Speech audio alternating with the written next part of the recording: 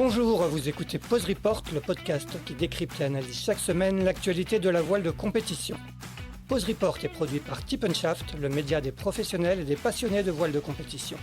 Tip & Shaft, ce sont 2 newsletters hebdomadaires en français et en anglais, des podcasts, des formations, un studio de production de contenu, une plateforme de vidéos à la demande Sailors, ainsi qu'un festival du film que vous pouvez retrouver sur tipandshaft.com. Je suis Axel Capron et je vous souhaite la bienvenue dans Pause Report. Bonjour à tous et bienvenue dans le 213e épisode de Pause Report, le podcast hebdomadaire de Tip & Shaft qui explique, décortique, décrypte et analyse l'actualité de la voile de compétition sous toutes ses coutures en compagnie des meilleurs experts.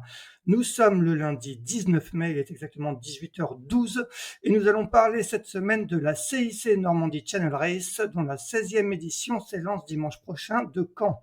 Nos 3 invités seront sur la ligne de départ et ils ont tous les 3 la particularité d'être normands. Le premier fera équipe avec Cédric Château sur Sogestran 6 Frigo. Il s'agit de Guillaume Pirouel. Salut Guillaume.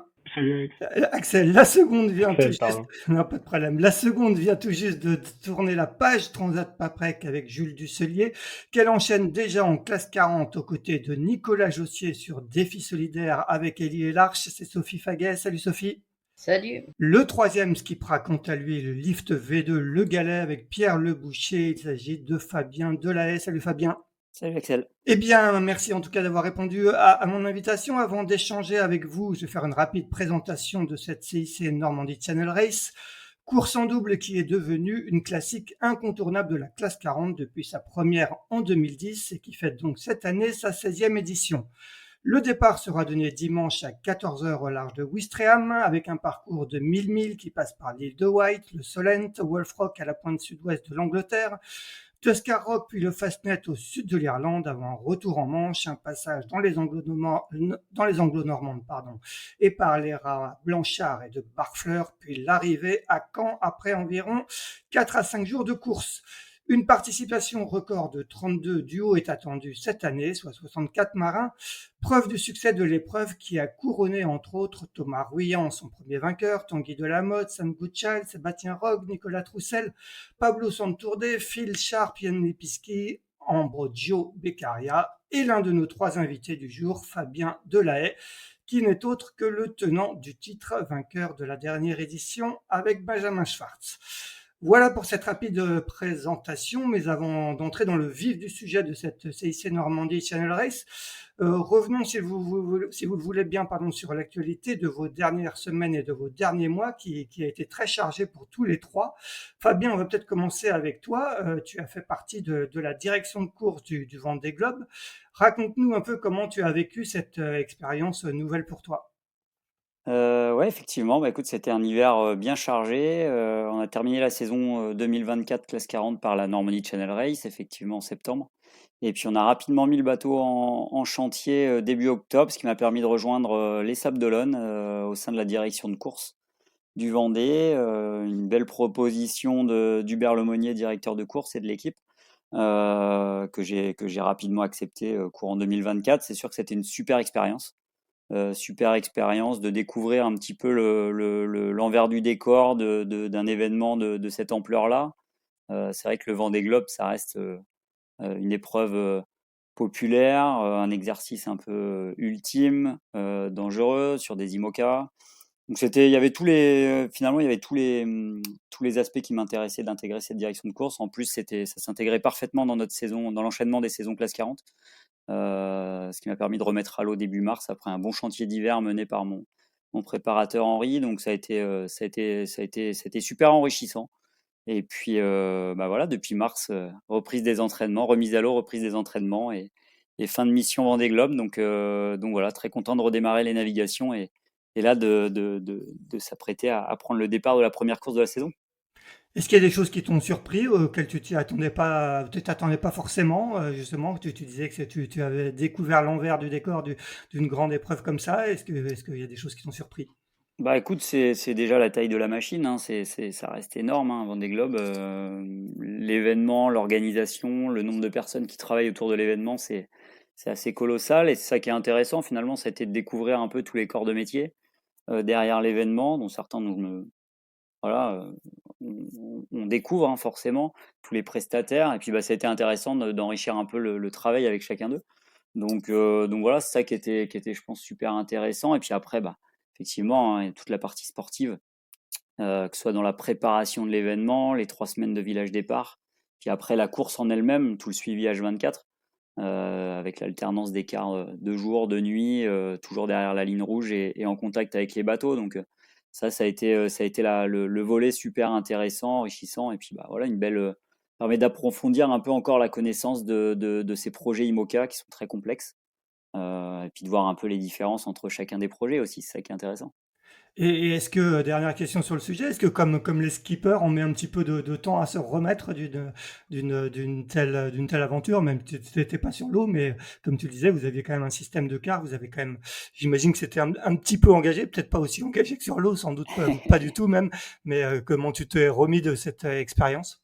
Écoute, ça va, honnêtement, c'est un rythme, hein, c'est sûr, on enchaîne les nuits de veille, mais malgré tout, on a du temps pour les récupérer derrière. Donc au final, le fait d'être à 5 dans la direction de course, ça permet quand même d'être efficace sur nos quarts et à la fois d'avoir des temps de récupération qui sont vraiment dédiés. Et donc ça va. Honnêtement, je l'ai bien vécu. Après, ce qui a été compliqué, c'est d'être loin, hein. J'ai vécu 4 mois, quasiment 4 mois complets au Sable d'Olonne avec très peu de retour à la maison.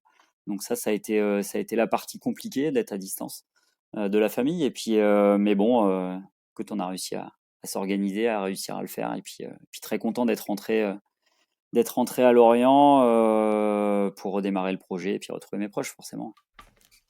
Sophie, on va enchaîner avec toi. Tu as aussi eu un hiver et un printemps studieux parce que tu as accompagné Jules Dusselier sur le Figaro 3 région Normandie, par lequel d'ailleurs est passé Guillaume, pour participer à la Transat Paprec. Malheureusement, ça ne s'est pas passé comme prévu puisque vous avez dû abandonner à mi-parcours. Raconte-nous un petit peu comment tu as vécu ce qui était forcément une déception et comment ça s'est passé, qu'est-ce qui vous est arrivé exactement. Eh ben écoute, ouais c'est ça, hiver un peu studio entre gestion de projet et puis cette Transat Paprec qui décidément est une super épreuve sportive. Écoute, on a plutôt démarré fort la course avec ce parcours côtier qui est toujours hyper intense en bête pour la forêt, donc on était content de ressortir en tête. Et en fait, la course s'est avérée quand même vachement plus engagée qu'il y a 2 ans, avec des conditions fortes quasiment sur toute la descente jusqu'à La Palma et plus encore après. Et ça a été très sollicitant aussi pour le matériel. Donc voilà, nous on s'est présenté sur la ligne avec Jules avec des belles ambitions. On visait le podium et puis peut-être plus aussi parce que les entraînements qu'on a pu faire avec le pôle ont montré qu'on était plutôt bien dans le coup en termes de vitesse globale, ce qui a été le cas aussi sur cette première partie de course. Donc voilà, on a dû abandonner parce que après avoir passé l'île de La Palma, on a cassé nos 2 grands spies, dont un qu'on a quasiment perdu.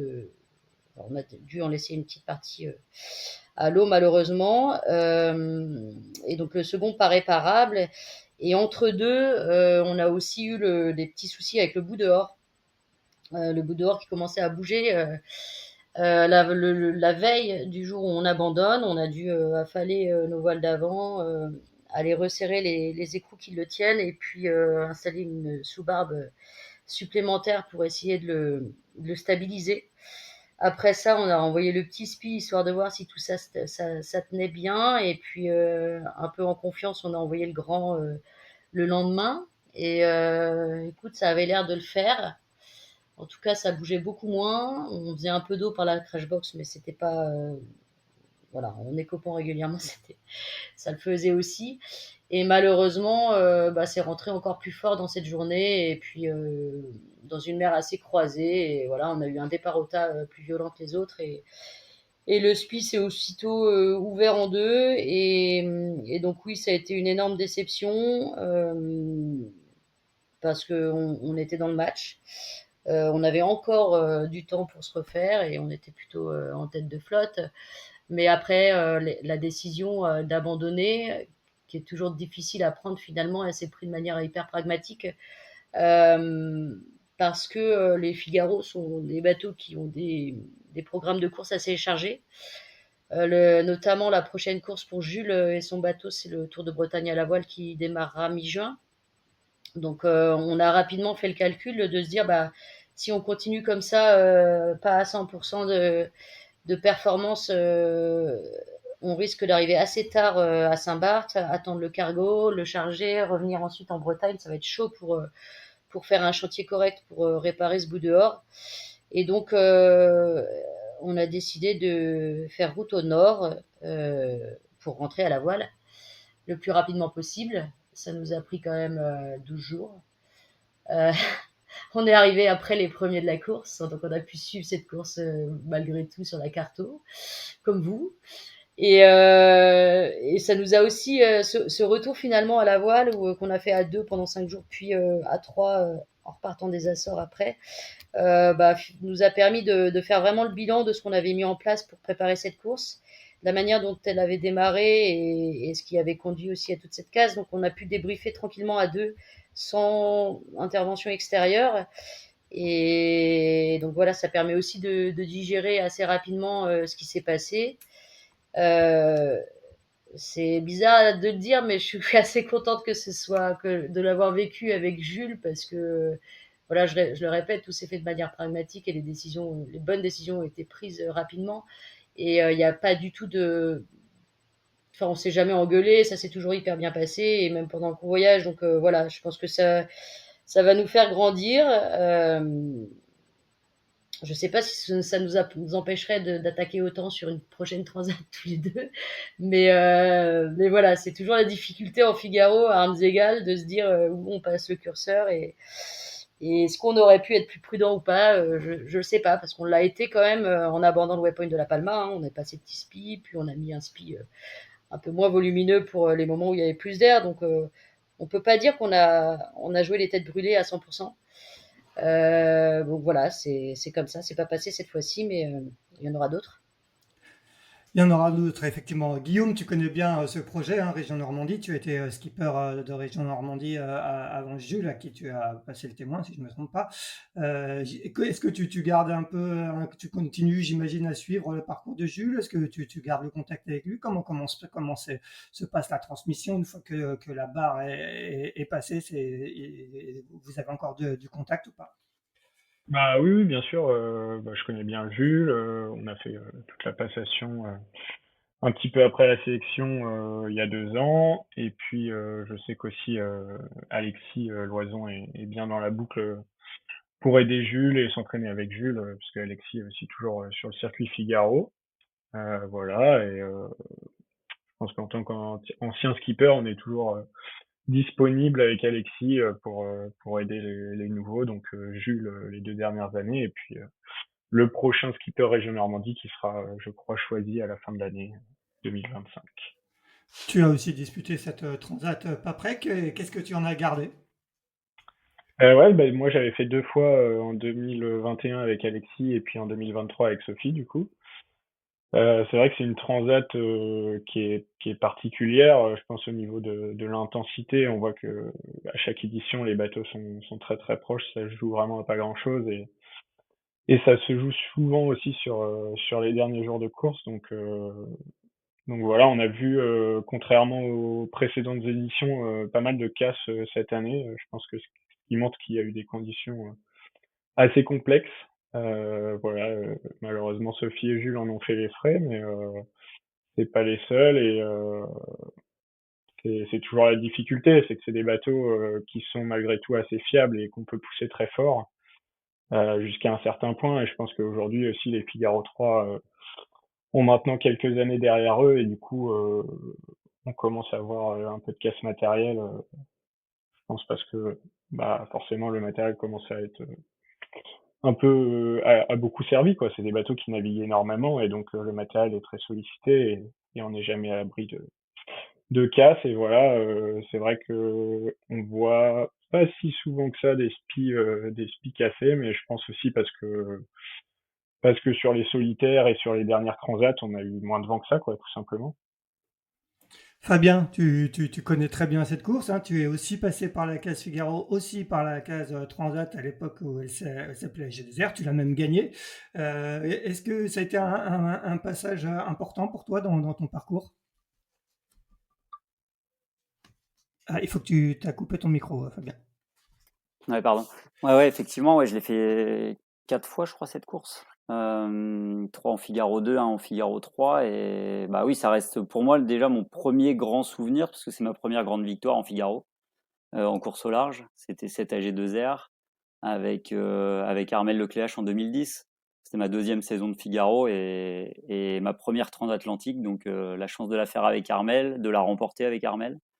Donc forcément, ça reste un super souvenir. Et puis après, je l'ai fait avec Paul Meillat, on avait fait 4. Je l'avais fait avec Johan Richomme aussi, on avait fait deuxième en 2014. Donc j'ai que des bons souvenirs sur cette course. Et puis bah, forcément, à partir de Concarneau, arriver à Saint-Barthélemy, après une course à armes égales, c'est juste que du bonheur et un énorme lot d'apprentissage à chaque fois. Donc c'est effectivement une grosse expérience pour la suite, toujours de faire ce genre de transat. Guillaume, on va continuer avec ton actualité, toi, des derniers mois. Toi, ton actualité est passée par la classe ultime et par le trimaran Sodebo Ultime 3, avec une nouvelle tentative sur le Jules Verne aux côtés de Thomas Coville, qui s'est malheureusement pour vous arrêté au bout de 16 jours de course à la suite de la casse d'un safran. Raconte-nous un peu comment tu as vécu cette nouvelle tentative. Ouais, bah nous, on a eu la chance d'en faire deux dans l'hiver.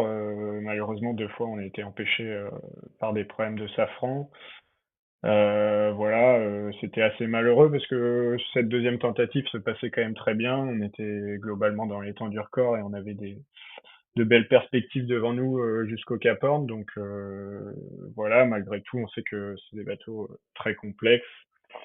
On le voit bien hein, parce que aujourd'hui, à part sur l'Arkea où ils ont tous bouclé, enfin la plupart bouclé le tour, mais en faisant quand même des escales. Sinon, sur le trophée Jules Verne aujourd'hui, il y a pas d'ultime à foil qui a réussi à faire le tour pour l'instant. Donc, je pense que ça va arriver, mais nous, voilà, c'était un défaut de fabrication de ce safran de Sper, puisque c'était le safran central qu'on avait perdu sur la première tentative, qu'on a remplacé par un ancien safran.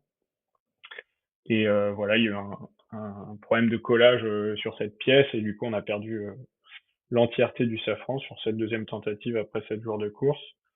Donc c'est forcément très dur à vivre sur le moment parce que bah, ça fait 16 jours qu'on se donne à fond et qu'on est dans les clous, voilà. Et puis après on a vécu 10 jours encore pour remonter à la Réunion.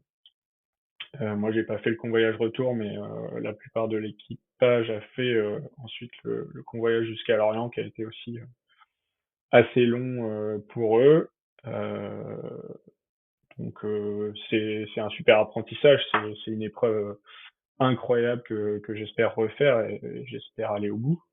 Voilà, malgré tout, ça demande beaucoup de travail, mais c'est énormément d'apprentissage et je pense qu'on a beaucoup, beaucoup appris avec toute l'équipe Sodebo cet hiver et j'espère que ça va servir peut-être pour l'hiver prochain ou pour un hiver plus tard.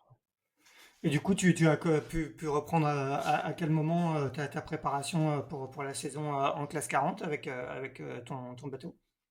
Bah, du coup, moi, c'est pour ça que j'ai pas fait le convoyage entre La Réunion et Lorient. C'est que parce qu'il y avait entre 20 et 25 jours de convoyage potentiel et du coup, moi, ça pouvait me mettre pas mal en retard sur mon programme classe 40. Donc, moi, j'en ai profité pour rentrer, pour déjà récupérer. Et puis, on avait la mise à l'eau du classe 40 qui était prévue mi-février, qu'on a fait finalement vers le 20 février. Voilà, nous, on avait terminé comme Fabien par la Normandie Channel Race fin 2024. Ensuite, le bateau était rentré en chantier, donc j'ai mon préparateur Romain Gaillan qui s'est occupé du bateau tout l'hiver pour bah, voilà, développer tout ce qu'on avait en tête avec Cédric et puis cette mise à l'eau mi-février pour reprendre les navigations au Havre euh, avec nos partenaires d'entraînement Timothée Paulet et Pierrick Le Touzet qui avaient un bateau neuf.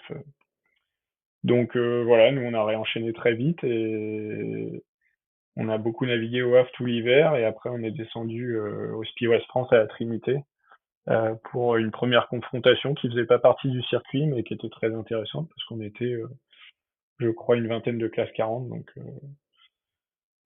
c'était un super événement avec des bonnes conditions. Et puis ensuite, on a remonté le bateau au Havre, on a refait quelques entraînements, et puis voilà, les jours filent et on est déjà bientôt à la Normandie Channel Race.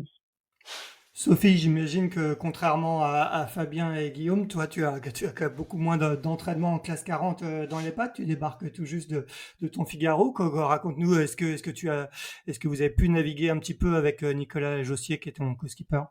Écoute, je pense que notre dernière navigation commune, hormis le convoyage d'aujourd'hui jusqu'à Ouistreham, c'était la Normandie Channel Race 2024. Donc ouais, voilà, nos objectifs sont beaucoup plus raisonnables, je pense, en termes de performance.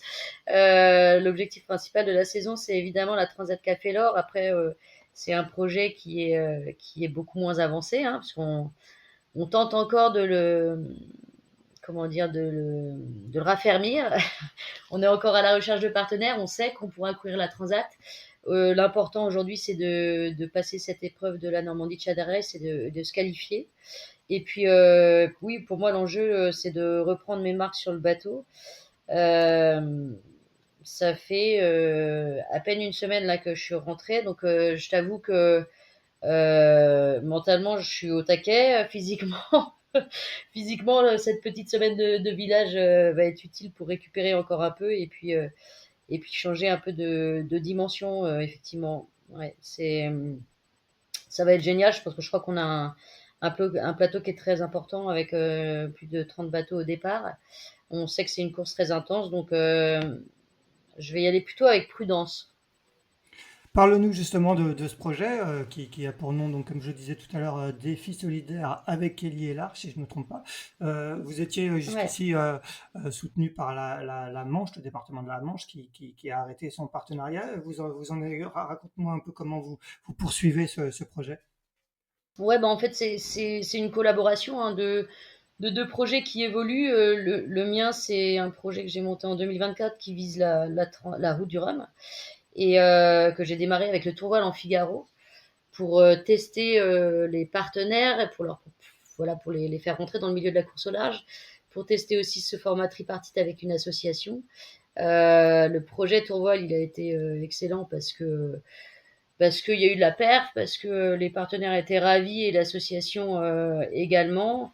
Aujourd'hui, on essaye de grandir en passant sur le classe 40 et en embarquant cette fois-ci vraiment toutes les communautés de l'Arche en France. En 2024, on a démarré avec quelques communautés qui sont en Normandie et dans le nord de la France. Donc, on a un super engouement autour de ce projet-là. Et l'idée de collaborer avec Nicolas, c'était de rester sur un bateau performant qui est le Max 5, hein, le numéro 185.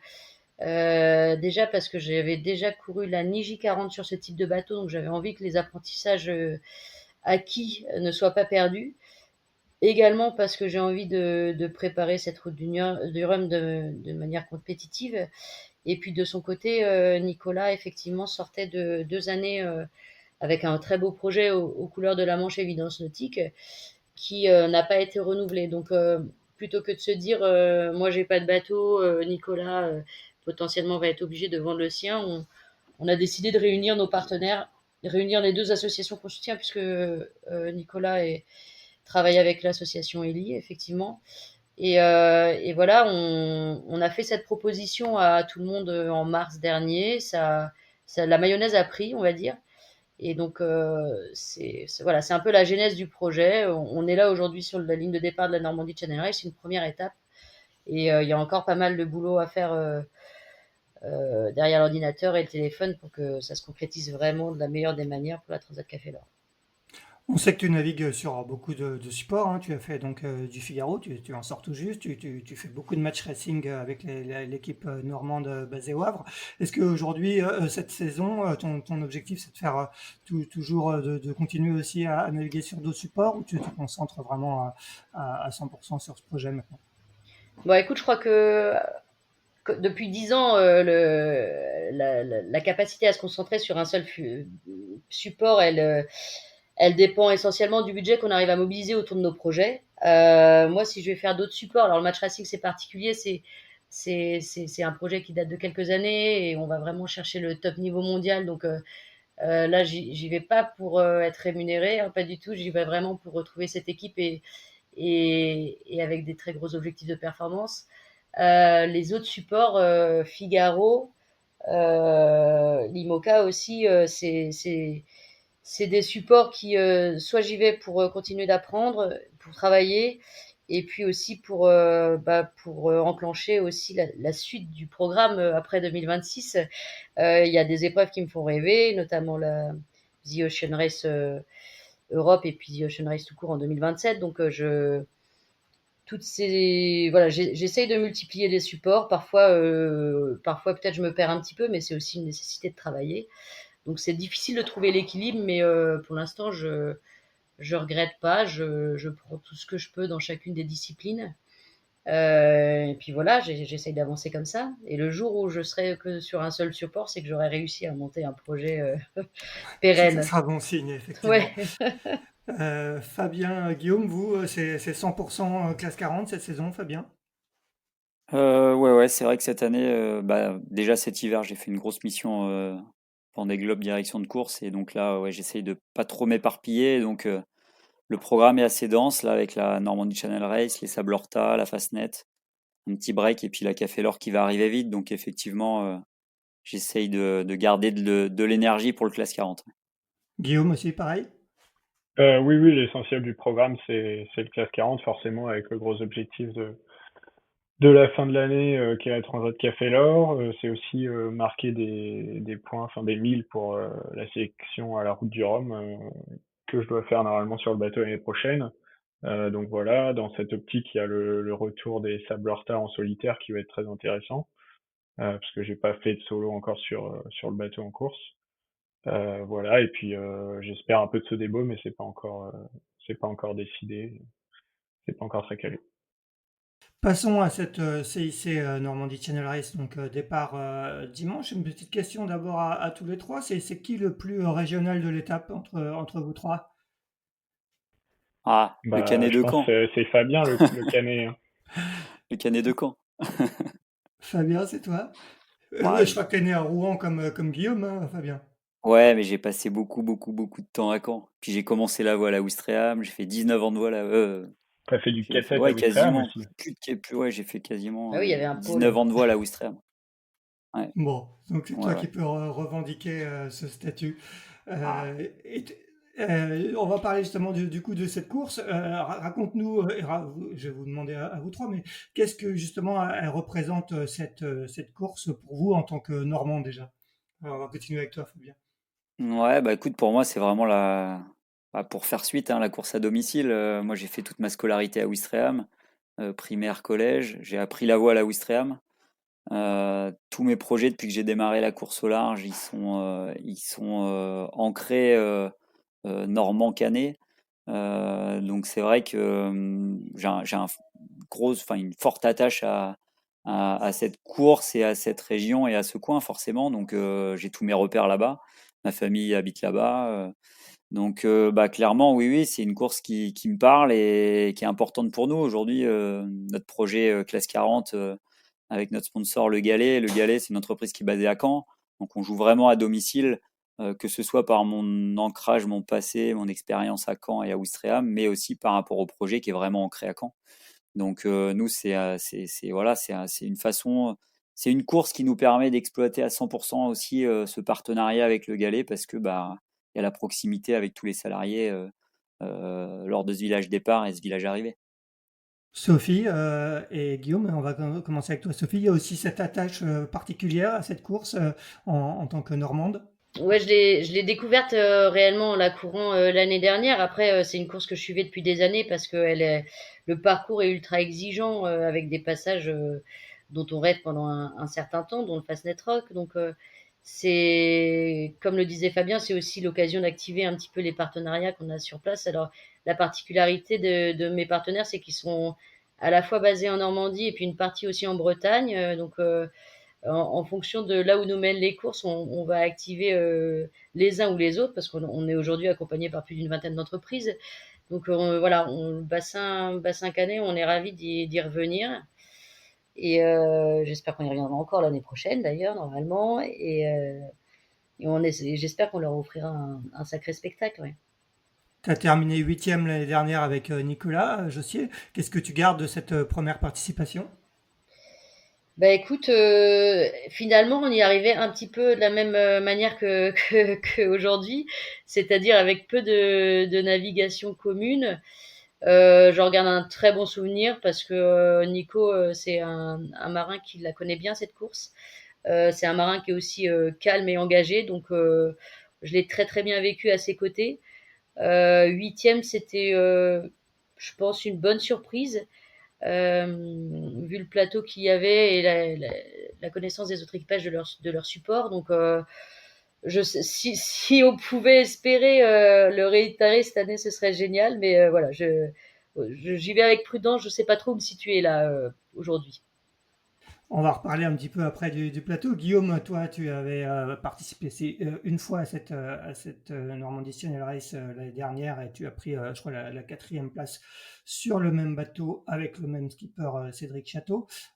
C'est une course qui te tient particulièrement à cœur?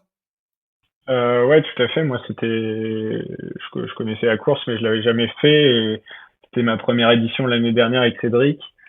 Moi, j'adore ce type de course. C'est vraiment ce que je préfère. C'est comme faire une solitaire du Figaro, mais en double et sur un classe 40, quoi. C'est un parcours qui est au contact avec du courant, beaucoup d'effets parce qu'on longe souvent les côtes.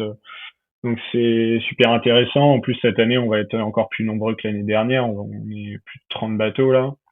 Un plateau qui est de plus en plus compétitif. Donc voilà, c'est vraiment une course que j'affectionne. Donc je suis pressé de reparticiper avec Cédric. Et puis pour nous aussi, bah, Caen, c'est super parce que nous, le projet est basé au Havre.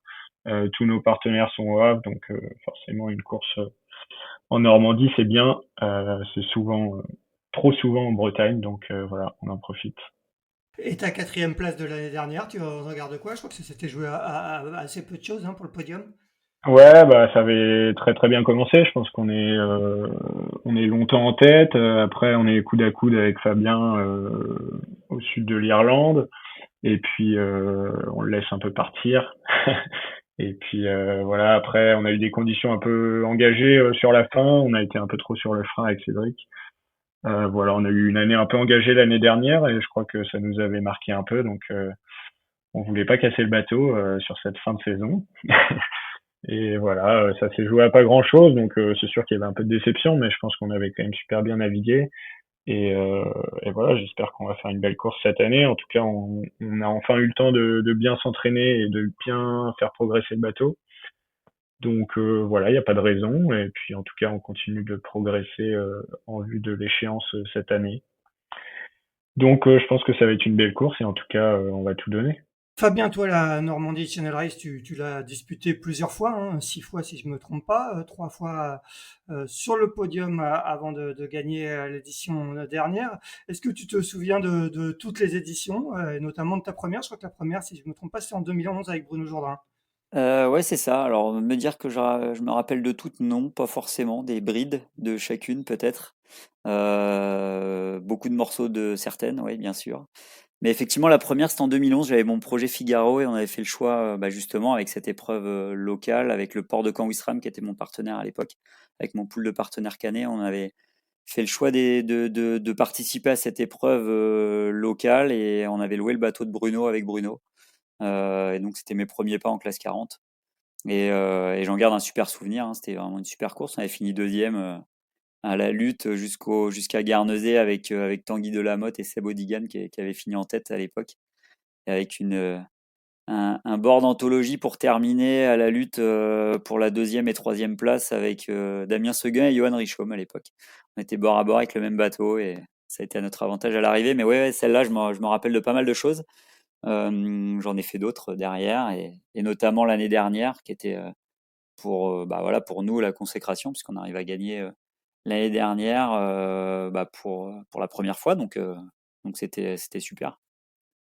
Est-ce que comme Guillaume, tu es particulièrement friand de ce genre de parcours qui effectivement ressemble un peu à une grande étape de solitaire du Figaro, sauf que c'est en double et sur des bateaux plus rapides? Ouais, exactement. Bah, c'est comme il l'a très bien dit, il y a tout hein, dans cette épreuve. Il y a une alternance de large, de côtier. Il y a la durée de la course qui fait qu'il y a un rythme à tenir et à gérer. Les bateaux, bah, du coup, on les exploite vraiment à 100% du fait d'être en double.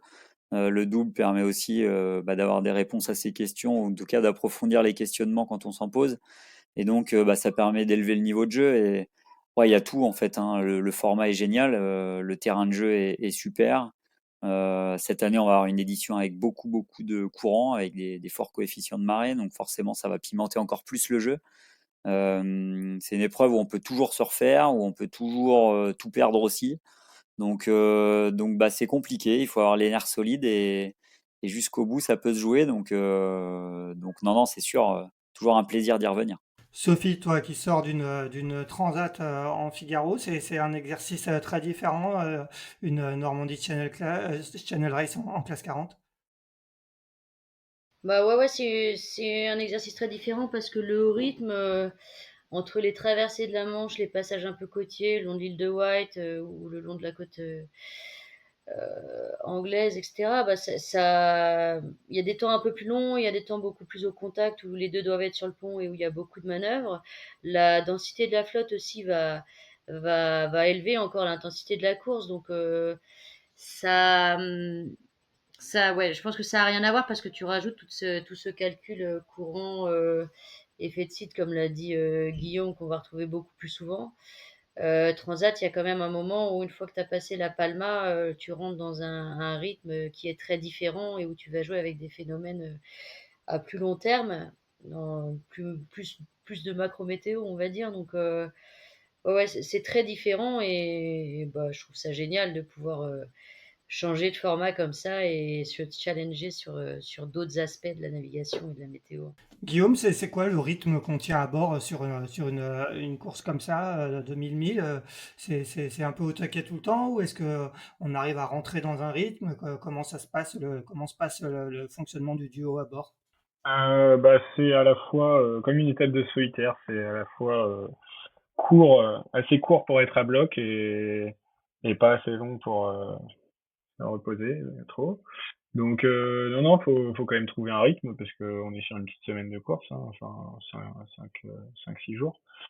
Mais c'est clair qu'en double, ça permet d'être à bloc et de pousser les bateaux à fond. Et de toute façon, vu comment la flotte est compacte et de plus en plus compacte, de plus en plus compétitive, la moindre erreur se paye très cher. Donc raison de plus pour être à bloc. Voilà. Après, faut quand même trouver un rythme pour être reposé et lucide parce qu'il y a pas mal de décisions à prendre tout au long du parcours. Avec Cédric Château, ton co-skipper, ça fait maintenant pas mal de temps que vous naviguez ensemble. Vous connaissez par cœur les rythmes, les automatismes sont complètement rodés maintenant, tous les deux. Par cœur, non, non, non. On se découvre à chaque fois. Voilà, on continue d'apprendre parce que l'humain c'est compliqué. Et puis voilà, aujourd'hui on n'a pas encore gagné de course, donc on n'a pas encore trouvé la formule magique. Et voilà, faut trouver le bon rythme. Il faut carrer, mais sans trop se flinguer. Donc voilà, j'espère que qu'on va trouver sur cette course. En tout cas, c'est l'objectif. Pour la transat à la fin de l'année, c'est de trouver le bon rythme à bord et qu'on soit tous les deux performants à tous les instants de la course. Voilà, après il y a toujours les aléas de la course et ça se passe jamais comme prévu, mais je pense que on a encore à progresser là-dessus et ça va être un des objectifs de cette course. C'est pas l'objectif majeur de l'année, mais par contre l'objectif c'est vraiment de continuer à progresser en vue des prochaines épreuves. Fabien, toi, tu vas disputer cette CIC Normandie Channel Race avec Pierre Leboucher. Pourquoi Pierre, qui est lui aussi passé par le Figaro? Ouais, passé par le Figaro, passé par le 4-7 aussi. On a fait beaucoup d'années de 4-7 là. On se connaît depuis très longtemps en fait avec Pierre. On faisait du 4-7 en même temps de 2001. Moi, j'ai arrêté en 2008, lui a continué. Mais et puis après, on s'est un petit peu croisé en Figaro 2, pas beaucoup. On s'est recroisé en Figaro 3. On a été concurrents en classe 40 aussi également. En 2019, quand j'étais avec Sam Goodchild, il était avec Émeric Chapelier. Il y a 2 ans, il était avec Xavier Macaire sur Tipsnef. Nous, on était sur le Galet.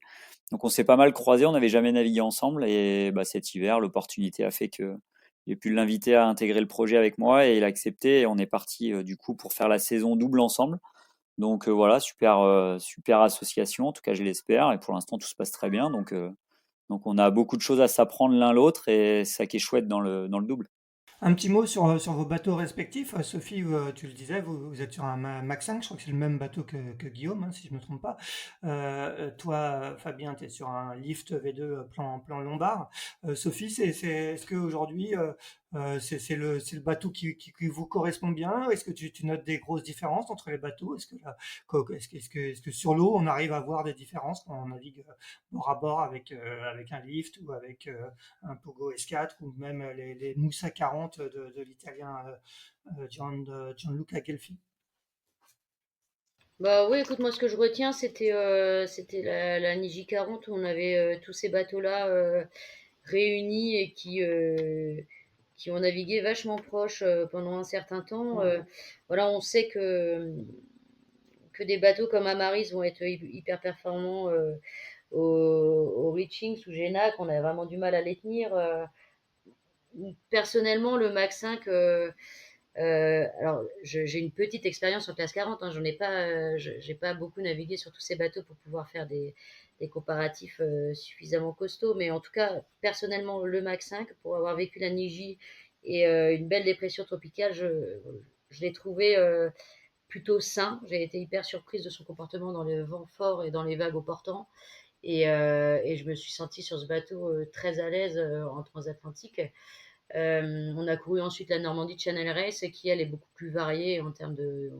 On a un peu de tout comme condition et comme bord. Je pense qu'on passe l'entièreté du jeu de voile sur cette course-là. Donc voilà, c'est un bateau où je me sens sereine. Je le sens aussi assez polyvalent.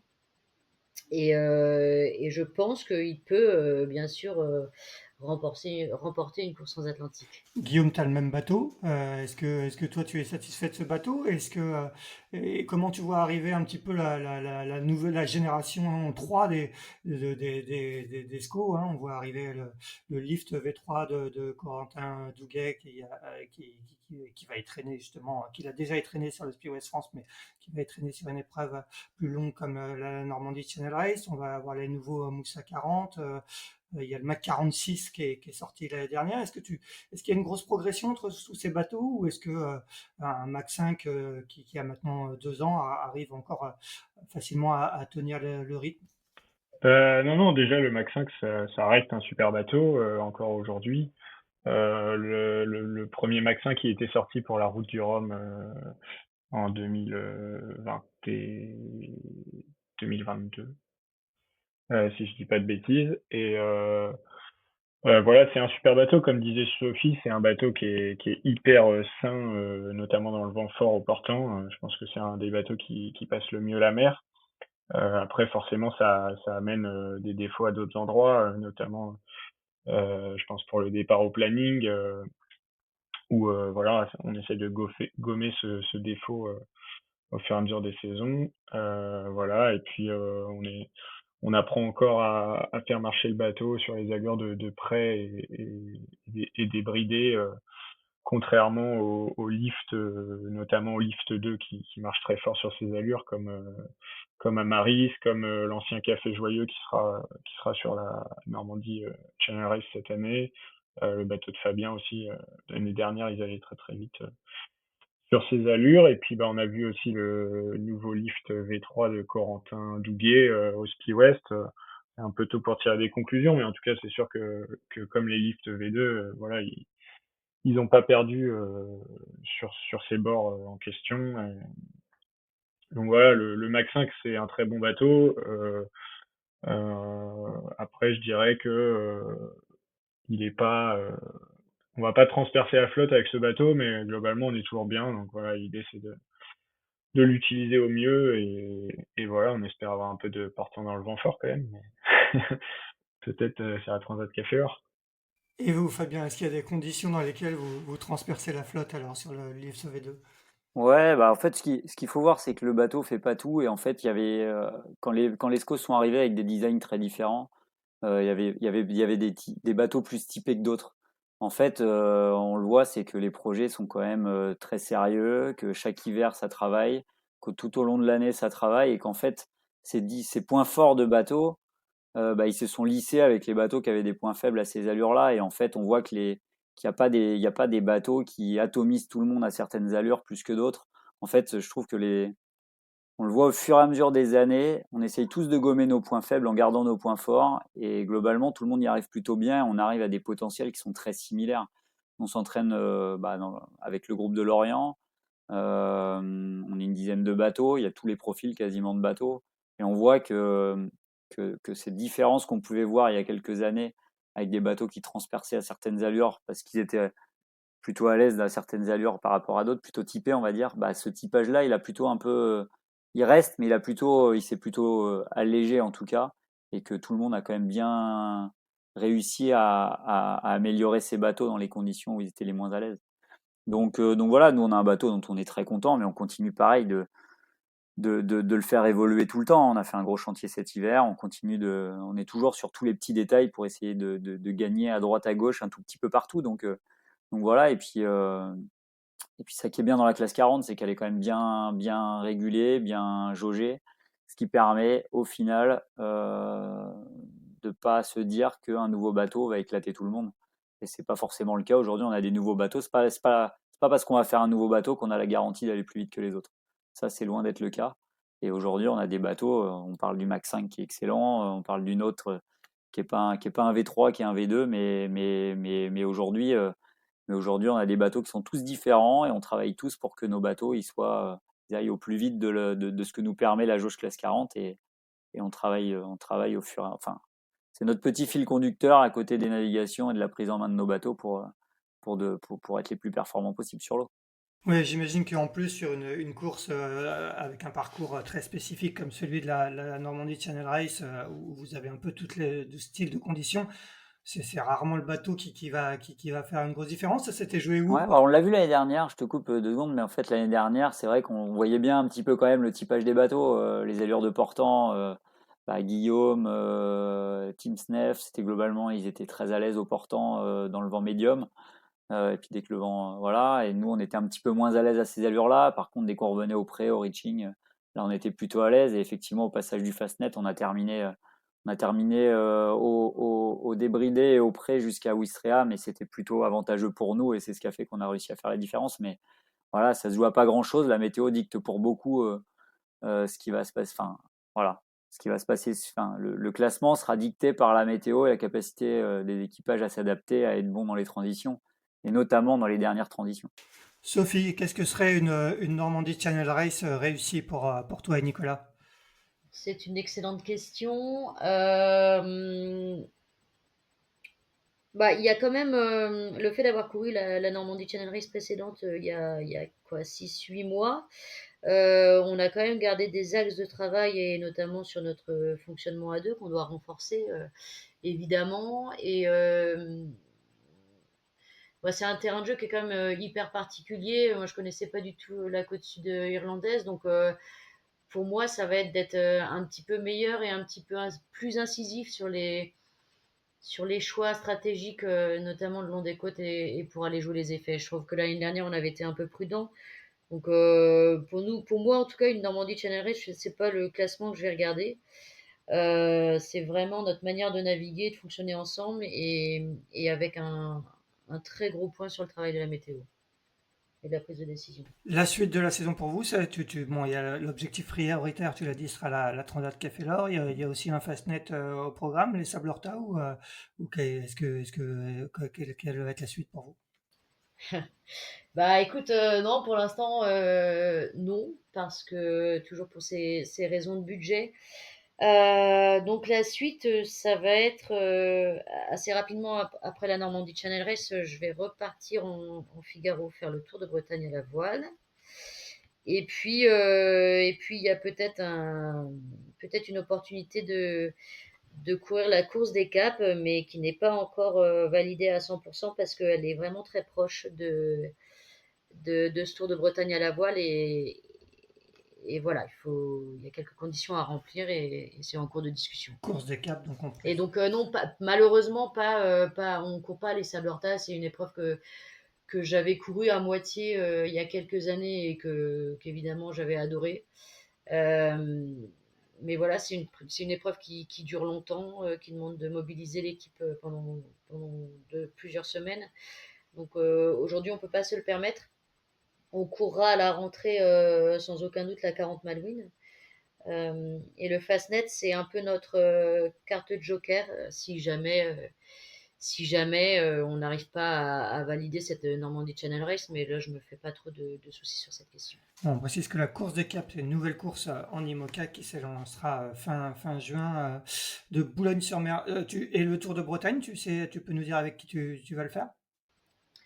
Ouais, écoute, je vais le courir avec Laurent Givry, donc qui est un skipper plutôt amateur et qui fait partie d'ailleurs, qui est dans le bureau de la classe Figaro et qui a à cœur de préparer la solitaire du Figaro. Donc là, on va être vraiment plutôt sur un profil de transmission et puis essayer de faire une course propre, etc. Sur ce Tour de Bretagne à la voile qui, de la même manière que la Normandie Channel Race, va avoir un sacré plateau cette année. Guillaume, quatrième de la Normandie Channel Race l'année dernière. J'imagine que les objectifs, ils sont de faire mieux. Est-ce que quand tu regardes le plateau, vous l'avez tous dit pendant cet épisode, il y a 32 bateaux. Il y a notamment deux vainqueurs du Vendée Globe, hein, en Michel Desjoyaux, qui va naviguer avec Alexandre Le Gallet, qui n'a rien à voir avec le sponsor de Fabien Le Gallet, et Vincent Rioux, je ne me souviens plus avec qui participe, Avec Tanguy Le Glatin. avec Tanguy Le Glatin, voilà, Tanguy Le Glatin. Guillaume, quand tu regardes ce plateau, qu'est-ce que tu vas aller chercher sur cette Normandie Channel Race? Et bah, alors c'est sûr que l'année dernière, la flotte était un peu divisée entre la Manche et la Méditerranée, parce qu'il y avait une course en Méditerranée à peu près en même temps. Donc voilà, ce qui amène plus de bateaux cette année. Donc bah, c'est super, hein. Moi, je suis plutôt content de ça, qu'on puisse se confronter avec tout le monde et les principaux équipages seront là en tout cas. Et bah, j'espère qu'on réitérera notre beau début de course et qu'on va réussir à améliorer la fin, on va dire. Mais on y va, voilà, on n'y va pas forcément pour le résultat, même si c'est souvent lié. Mais en tout cas, l'idée c'est de continuer à progresser dans notre fonctionnement avec Cédric, voilà, d'améliorer les prises de décision, ces choses-là, et puis de continuer à progresser sur notre bateau, parce que je pense que on peut toujours progresser. Et voilà, à chaque nave, on trouve des nouvelles idées.